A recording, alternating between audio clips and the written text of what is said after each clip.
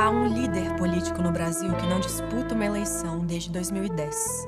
Quando ele aparece na imprensa, costuma ser de óculos escuros, entrando ou saindo de algum lugar onde preferiria não ser fotografado.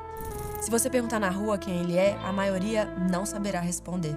Apesar disso, esse homem comanda uma organização com mais de 100 deputados federais, 16 senadores e mais de 500 prefeitos, e decide, na prática, como se aplica a maior soma de dinheiro público já reservada a um partido político na história do Brasil.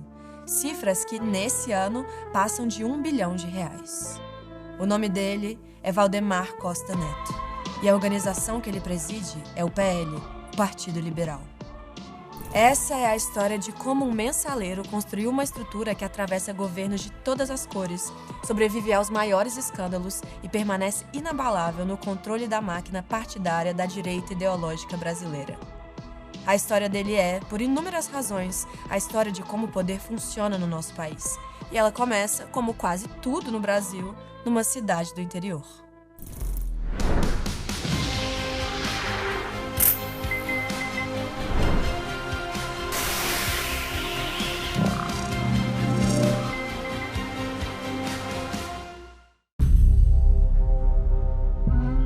No fim do século XIX, as montanhas do Monte Líbano passavam por um período conturbado.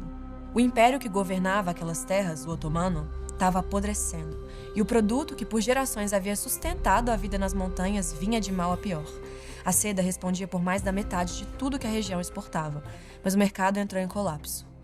Foi nesse mundo em declínio que um rapaz tomou uma decisão. Anos antes, o imperador de um país distante havia visitado aquele lugar falando de uma terra prometida do outro lado do Atlântico. Um país novo, moderno, faminto por gente disposta a trabalhar. O nome dele era Dom Pedro II.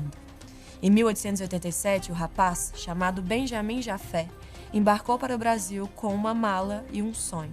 E em São Paulo, montou a primeira loja sírio-libanesa de uma rua no centro da cidade que homenageava a data em que o Brasil ganhou a sua primeira Constituição, 25 de março. O negócio deu certo e Benjamin decidiu trazer os irmãos, Basílio, Nami e João, para viver o mesmo sonho. Os Jafé trilharam um caminho clássico da elite imigrante paulistana. Começaram no comércio, passaram pelo atacado, pela indústria, se aventuraram no setor financeiro e então na filantropia, até alcançar a política. Em poucas décadas, o sobrenome já estava por todo canto de São Paulo. Na indústria têxtil, no Hospital Sírio-Libanês, no Clube Monte Líbano, numa coleção de empresas que ia da tecelagem à mineração. Os Jafé se transformaram numa dinastia. Na década de 30, a família decidiu erguer uma siderúrgica e escolheu um pedaço de terra próximo da capital, na cidade de Mogi das Cruzes, no Alto Tietê, para fundar a Mineração Geral do Brasil, a MGB. O plano era transformar minério em ferro e aço. A obra levou anos, mas desde que o primeiro forno foi aceso, já nos anos 40, a cidade nunca mais foi a mesma. Até então, Mogi tinha pouco mais de 60 mil habitantes que sobreviviam, a grosso modo, da agricultura. A MGB levou para o Alto Tietê tudo o que uma fábrica grande leva: máquinas, dinheiro e um batalhão de gente. Em volta dos fornos nasceu uma vila inteira, a Vila Jafé. E para tocar a usina, a empresa saiu em busca de trabalhadores de uma região com tradição no ramo, o interior de Minas. Foi nessa leva que chegou em Mogi, em 1942, um jovem mineiro que entrelaçaria a sua história com a dos Jafé. O nome dele era Valdemar Costa Filho. Por mais de 20 anos, a vida de Costa Filho foi a fábrica, mas ele não trabalhava no calor dos fornos, trabalhava no departamento pessoal da siderúrgica.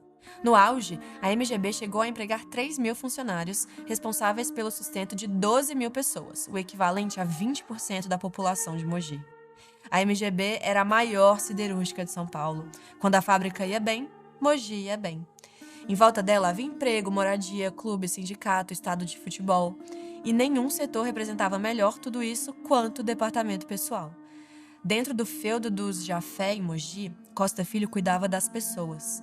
E com o tempo, ele descobriu que cuidar de pessoas é a matéria-prima da política. Em 1958, Valdemar tentou virar prefeito de Mogi pela primeira vez, mas perdeu. Pouco tempo depois, entrou como vice na chapa de um cacique local, um homem chamado Carlos Alberto Lopes. mas logo rompeu com ele. E em 1968, concorreu mais uma vez à prefeitura pela Arena. Só que dessa vez, ele ganhou. Valdemar Costa Filho foi prefeito de Mogi das Cruzes por 4 mandatos. Tinha fama de valentão, de governar como um coronel. Andava sempre armado. Certa vez, quando se desentendeu com o líder da oposição, prometeu dar a ele um tiro na boca. Tempos depois, se entendeu com ele e o nomeou secretário do Trabalho. Primeiro, Valdemar confrontava, e então cooptava. Mogi já não era mais a cidade da siderúrgica MGB, era a cidade dele. O homem do departamento pessoal havia trocado uma máquina pela outra. Mas toda máquina precisa de combustível. E em Mogi, no fim dos anos 60, esse combustível tinha um nome: estrada. Mogi tinha um problema sério geográfico. A cidade estava perto de tudo, mas ligada de verdade a quase nada. A Via Dutra, o grande corredor entre Rio e São Paulo, passava ao lado, por Arujá. O litoral ficava logo ali, depois da serra. A capital crescia a oeste. O Vale do Paraíba crescia a leste. A poucos quilômetros, São Paulo se desenvolvia como nenhuma outra capital do país. Atraía gente e dinheiro, mas entre Mogi e esse imã havia serra, curva e estrada de terra. A cidade via a riqueza passar de longe. Nesse tempo, o Brasil inteiro tinha virado um canteiro de obras. A ditadura militar havia feito uma escolha. O futuro do país não passaria sobre trilhos, passaria sobre asfalto. Essa é a era do caminhão, do milagre. Governar era construir estrada. Para um prefeito não existia obra melhor. Uma estrada não é só asfalto. Estrada é obra para licitar, empreiteira para contratar, emprego para distribuir, eleitor para dever favor. Pode ser inaugurada com pompa e por onde passa faz a terra valer ouro. Ninguém em Mogi entendia esse jogo melhor do que Valdemar. A primeira grande estrada que ele construiu foi a Mogi Dutra.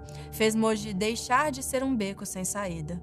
Mas a estrada que ele realmente sonhava era outra, bem mais cara. Valdemar queria furar a Serra do Mar e levar Mogi até o litoral. Mas para colocar de pé uma obra desse tamanho, seria necessário uma máquina bem maior que a dele.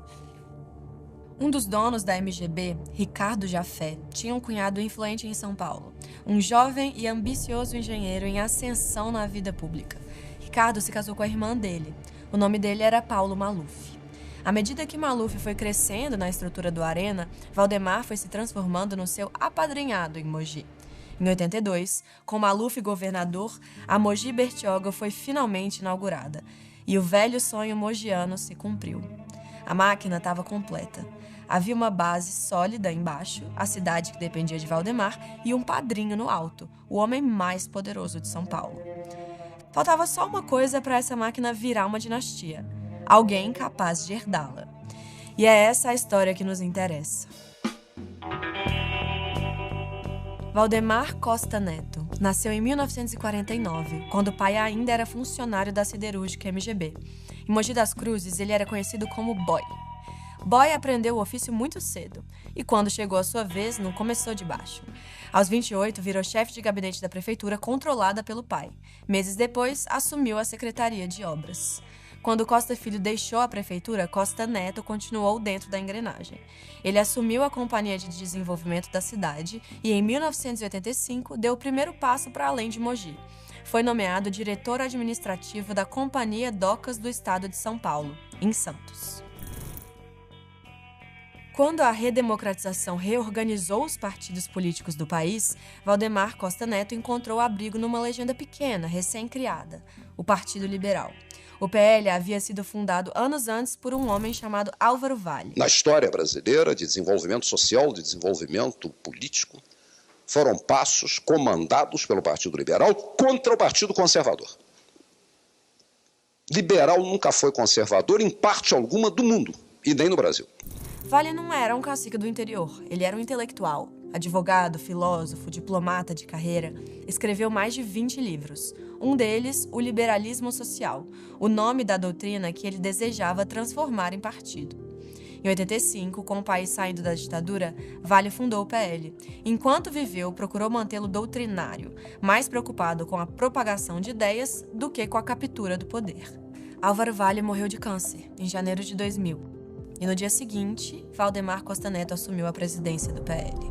Valdemar já controlava a máquina há anos. Já no ano seguinte à sua chegada na Câmara dos Deputados, virou líder do partido, posição que não largaria mais. Será que o seu voto na última eleição não foi para um desses que apoia essa política do governo de dar dinheiro para os banqueiros?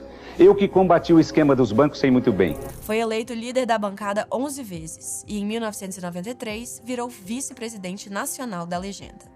Álvaro tinha o nome e a doutrina, mas era Valdemar quem tinha o que de fato importa em Brasília: os votos e os acordos. E a doutrina do PL foi enterrada junto com o seu fundador. O Partido das Ideias virou, de vez, o Partido de Valdemar. De Mogi, Valdemar não herdou qualquer ideologia. O pai nunca teve uma bandeira para deixar de herança. O que Costa Neto herdou foi um método. Quem controla aquilo que os outros precisam, controla os outros.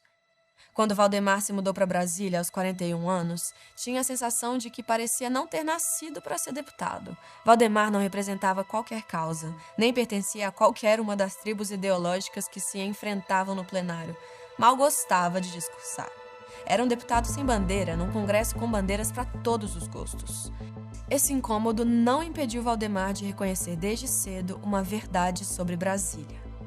O que move um deputado não é o que ele defende na tribuna, é o que ele consegue levar para a base: verba, cargo, favores. E se o que move o poder é tudo isso, então o homem mais poderoso do Brasil não é o que tem o melhor discurso, é o que guarda a melhor agenda e coleciona o maior número de aliados. Por quase 7 anos, o PL ficou na oposição do governo FHC, mas a oposição de Valdemar nunca foi de princípio. Era bem mais simples do que parece. Valdemar estava de fora e desejava entrar. E quando o quadro nacional virou, ele virou junto, com uma precisão que só tem quem não carrega convicção alguma. O ano era 2002. A era FHC estava nos seus minutos finais. Com 2 mandatos se cumprindo, Tucano, enfim, havia alcançado o fim do voo. Mas o candidato que ele apoiava, José Serra, não parecia ter fôlego para o mesmo salto. É verdade que, do outro lado, Lula já havia perdido as 3 últimas eleições, mas pela primeira vez, o operário parecia imbatível. E Valdemar, o homem que nunca se deu ao luxo de interpretar Brasília pela lógica da ideologia, enxergou rapidinho para onde o vento estava soprando. Apoiar Lula em 2002 não era um cálculo fácil. Havia uma armadilha eleitoral. Pela regra da verticalização, a Aliança Nacional contaminava as alianças nos estados. Para um partido acostumado a negociar região por região, entrar na chapa de Lula significava também comprar briga com parte da própria base. Para piorar, o mercado tinha pavor de uma eleição petista. O dólar disparava só com a hipótese de uma vitória, e o Lula sabia disso. Mas naquele ano, quando José Dirceu procurou o PL, Valdemar soube oferecer exatamente o que o PT precisava: o nome de José Alencar para o cargo de vice. Alencar era senador por Minas e dono de um dos maiores impérios têxteis do país. Era a melhor chance disponível. E deu certo. Em outubro, Lula venceu. E pela aliança, o PL levou 2 coisas. A primeira foi a vice-presidência da República, a segunda, o Ministério dos Transportes, o comando federal das estradas do país. O PL não largaria esse comando tão cedo. De 2003 a 2016, por longos 14 anos, o Ministério dos Transportes ficou na órbita do PL. E com ele vieram os órgãos que de fato mexem com o dinheiro grande: o DENIT, das rodovias, a VALEC, das ferrovias, e a ANTT, que regula o setor. O DENIT não é um órgão qualquer. O DENIT executa sozinho 90% de tudo que o Ministério dos Transportes gasta. No auge, em anos em que o PL mandava na pasta, o departamento chegou a movimentar 25 bilhões de reais por ano. Valdemar montou dentro dos transportes o que a imprensa apelidou de República de Mogi. Gente da sua cidade espalhada pelos cargos da pasta. Um afiliado político no DENIT, um amigo de infância na ANTT, outro na VALEC e assim por diante. Em 2005, apareceu a primeira grande crise. Um aliado rompido. O deputado Roberto Jefferson abriu a boca e denunciou um esquema. O governo Lula comprava o apoio de partidos da base no Congresso com pagamentos por fora, mês a mês. A imprensa batizou o episódio de mensalão. O PL estava no centro do escândalo. Segundo a Justiça, a cúpula do Partido Liberal havia recebido dinheiro, nas palavras do STF, por ordem do Partido dos Trabalhadores, em troca de votos para o governo no Congresso. Valdemar renunciou ao mandato para escapar da cassação. Admitiu ter recebido dinheiro, disse que era caixa 2 de campanha, não compra de apoio. Poucas semanas depois da renúncia, o PL perdeu José Alencar. O vice deixou a legenda, em parte porque não compreendia como Valdemar seguia no controle do partido, apesar do mensalão. Alencar seguiu defendendo Lula até o fim da vida, mas nunca mais voltou ao PL. Em 2012 veio a conta.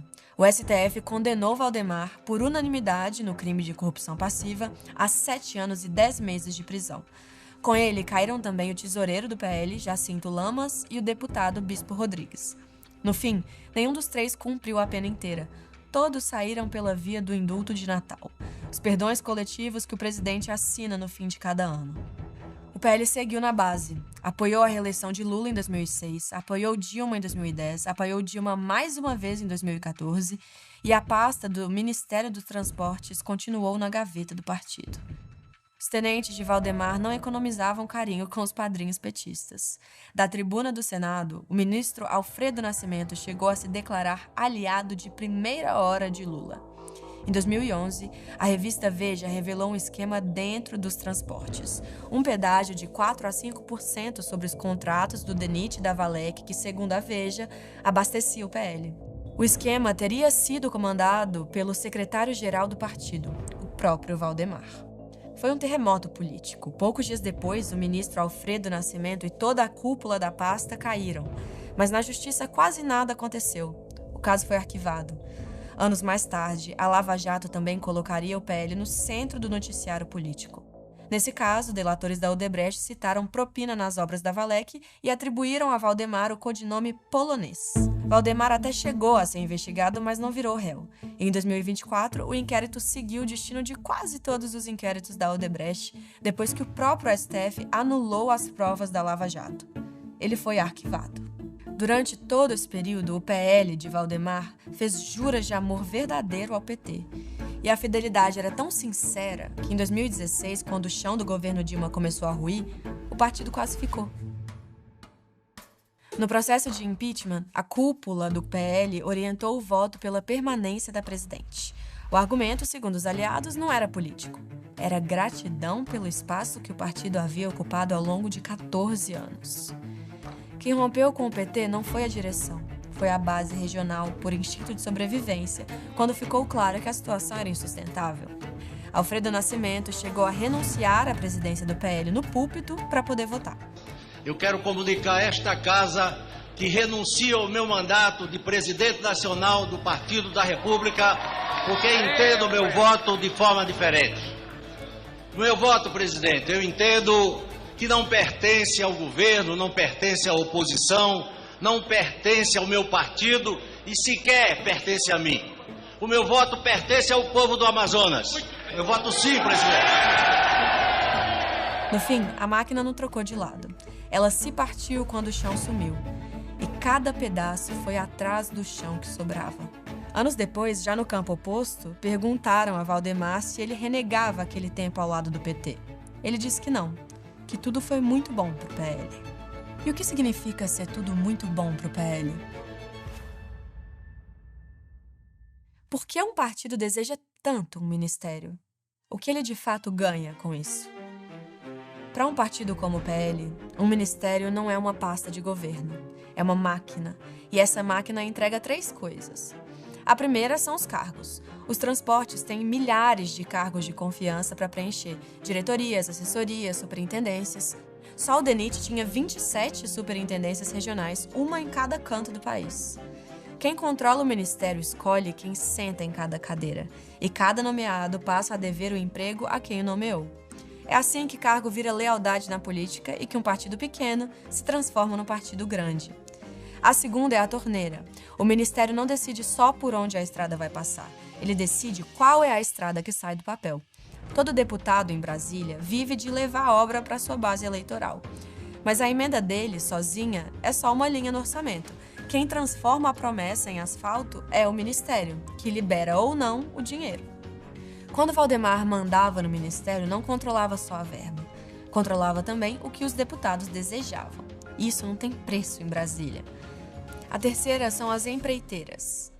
Toda estrada é construída por uma construtora e as grandes construtoras do país vivem de contratos públicos. Quem está na porta do ministério não precisa assinar contrato para ser poderoso. Basta controlar o acesso.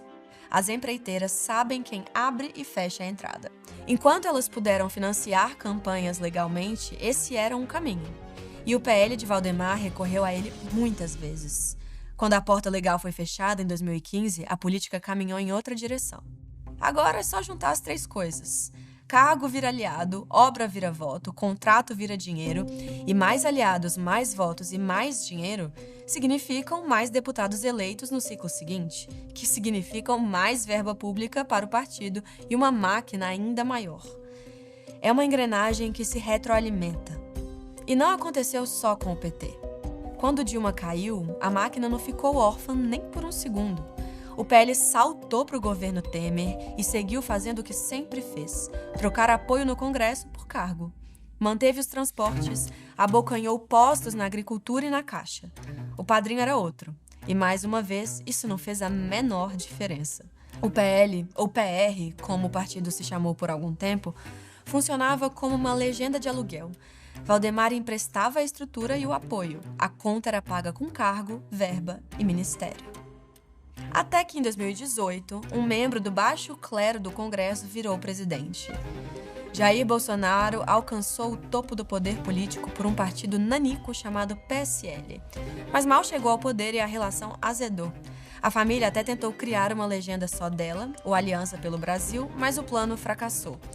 Bolsonaro não conseguiu juntar as assinaturas necessárias. Mas nesse tempo, sem alarde, Valdemar tinha encaixado o PL na base do próprio governo Bolsonaro e voltou a recolher o de sempre. Ganhou um ministério, a Secretaria de Governo, pôs um aliado à frente do Banco do Nordeste, emplacou uma diretoria que sozinha controlava 55 bilhões de reais do orçamento da educação e furou a fila na liberação de emendas.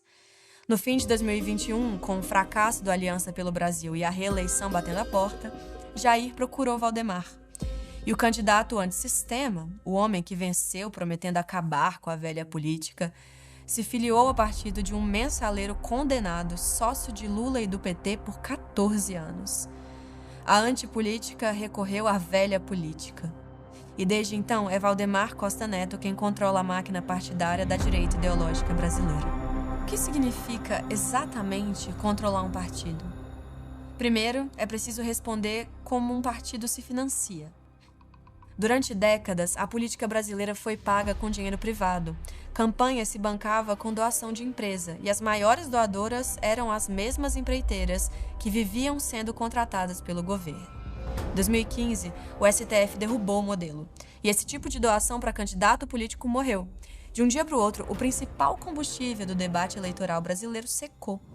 Mas a política não ficou mais barata com a decisão. Pelo contrário, o Congresso só trocou o pagador. No lugar das empreiteiras, entrou o pagador de impostos. Em 2017, os próprios parlamentares criaram o fundo eleitoral, dinheiro público tirado do orçamento, para bancar as campanhas deles mesmos. E desde então, essas cifras não param de crescer. Nesse ano, o fundo eleitoral previsto é de quase 5 bilhões de reais. Mas se a gente somar essa conta também o fundo partidário, mais de 1 bilhão por ano, só para manter os partidos funcionando, são mais de 6 bilhões de reais do orçamento público sendo canalizados para os partidos políticos em 2026. Só que esse dinheiro não é dividido de forma igual, é dividido pelo tamanho. Quanto maior a bancada que o partido elegeu, quanto mais votos ele teve, maior a fatia que ele leva. E ninguém está à frente do PL nesse quesito. O PL comanda o maior fundo político do país. Até o fim de 2026, o grupo de Valdemar terá recebido mais de 1 bilhão de reais dos cofres públicos. Quem controla o partido controla esse dinheiro. Decide quem entra na chapa para deputado e quem fica de fora. Quem recebe dinheiro e quem fica com a mão abanando. Quem aparece na propaganda e quem desaparece. A cúpula pode lançar uma carreira ou enterrá-la. E como se controla um partido? Seria muito ingênuo se eu dissesse que é através dos filiados ou dos eleitores. Um partido político brasileiro é controlado por um pequeno colegiado, a Executiva Nacional. É ela quem segura a caneta, quem assina as candidaturas, distribui o fundo, comanda a bancada. Quem controla a Executiva, controla o partido. E quem está na Executiva Nacional do PL nesse momento? Não é um segredo. Nas minhas mãos, eu tenho uma certidão do Tribunal Superior Eleitoral. Essa é a composição oficial vigente da Executiva Nacional do PL. São 22 nomes. O primeiro bloco dessa lista é o que de fato importa. É quem controla o partido por dentro. Vamos chamá-la de República de Mogi. Começa pelo presidente, Valdemar Costa Neto. Passa pelo primeiro vice-presidente, Márcio Alvino, de Guararema, cidade colada em Mogi. Márcio é filho de Conceição Alvino, 3 vezes prefeita. Foi o pai de Valdemar quem lançou Conceição na política. Há também um segundo vice-presidente, José Tadeu Candelária, que começou a carreira trabalhando na prefeitura do pai de Valdemar. E um segundo secretário, André do Prado, também de Guararema, saído da mesma máquina dos Alvino. André hoje é o presidente da Assembleia Legislativa de São Paulo, o homem que lidera o parlamento do estado mais rico do país. Ele também entrou na política a convite de Valdemar. O presidente do Conselho de Ética do PL é Abel Larini. O seu reduto é Arujá, no mesmo Alto Tietê, a 16 quilômetros de Mogi. Abel é parte da 3ª geração de uma família que manda na política da cidade. Há ainda os vogais, ou seja, membros que têm voto na cúpula, mas não têm pasta. Rinaldo Sakai, Elzo Elias, Cimei Baldani e Marina Della Vedova. Os 4 também são da região do Alto Tietê. A primeira secretária é Mariúcia Tosatti, assim como os demais, da mesma Mogi. E ainda resta Maria Isabel José, a presidente do Conselho Fiscal do PL. No Estatuto do Partido, esse é o órgão que existe para fiscalizar as contas, a auditoria interna da legenda, quem deveria olhar para onde o dinheiro vai.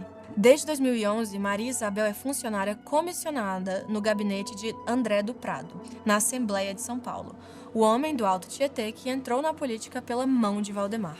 Maria Isabel foi secretária municipal de administração da Prefeitura de Guararema quando Conceição Alvino comandava a cidade.